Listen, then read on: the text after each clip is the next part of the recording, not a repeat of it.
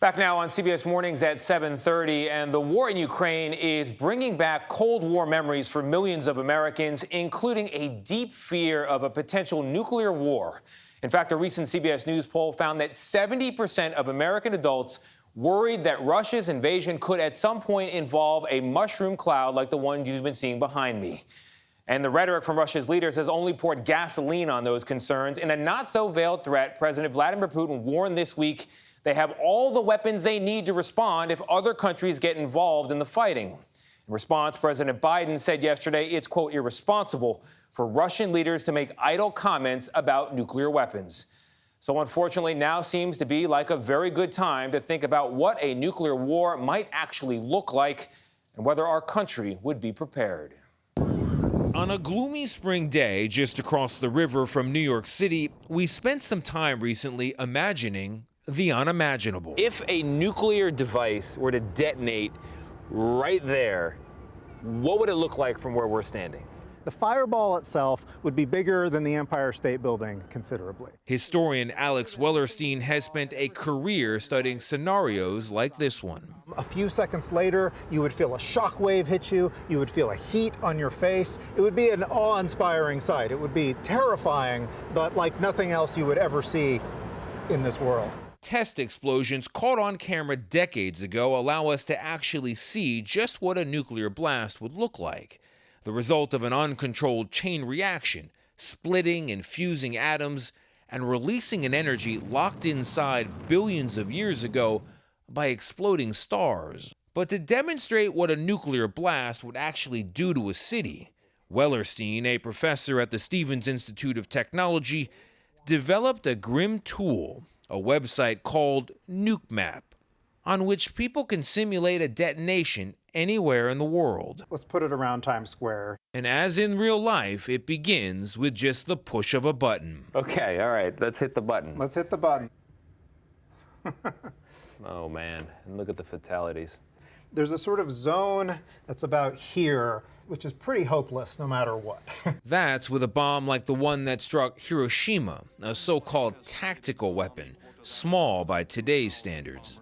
When we simulated larger, more modern bombs, We went from 15 kilotons now to 800 kilotons. we saw how a single blast could cause heavy damage throughout an entire metropolitan region, killing hundreds of thousands of people. Wow. With winds carrying radioactive particles even further. These are areas where if you're not taking shelter several hours after the bomb, you could get enough radiation to die, you could get enough radiation to get significantly sick. The atomic bomb explodes.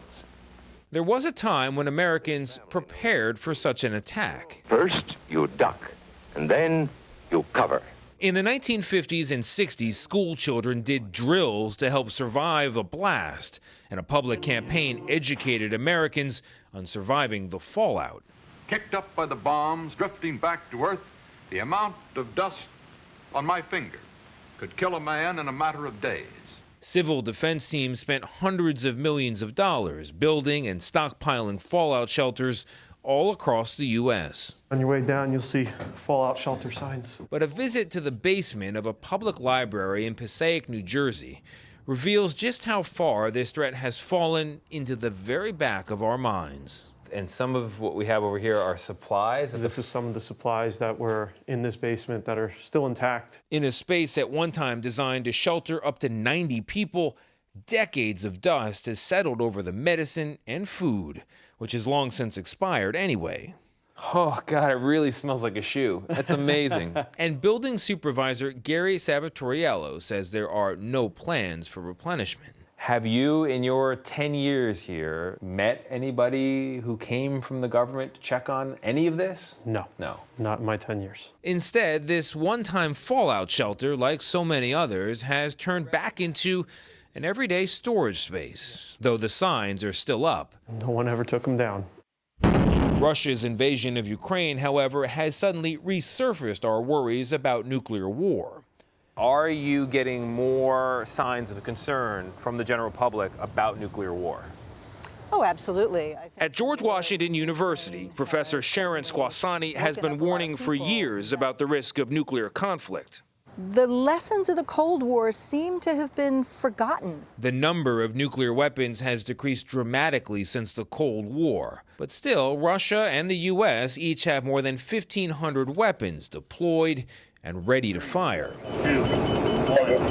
And Squasani fears that could eventually happen, either by accident or intentional attack in a conflict like the war in Ukraine. And we know from Russian doctrine that they have a plan, or they've been thinking about using nuclear weapons to escalate the war, to stop it, or de-escalate it. What is escalating in order to de-escalate?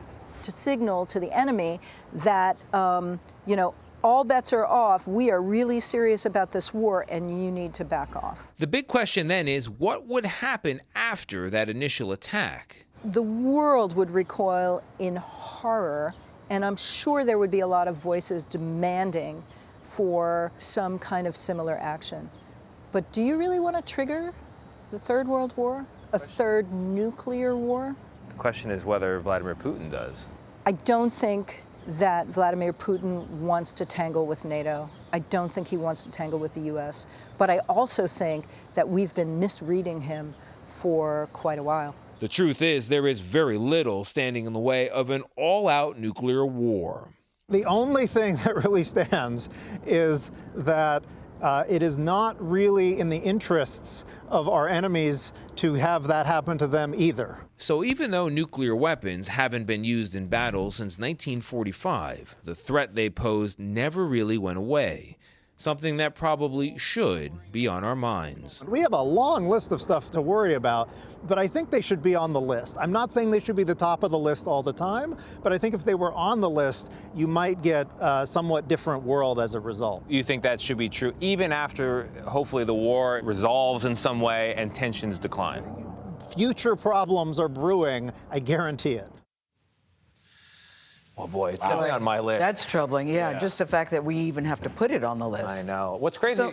Go ahead. So if you're in Times Square and you live miles away, you die because you're incinerated? You, Gayle, if a weapon detonated here in Times Square, you would die in that initial explosion, probably from the fire or the shock wave. In Brooklyn, I'd be hurt by shrapnel and then probably exposed to a lot of radiation. What about Harlem? Harlem would get radiation.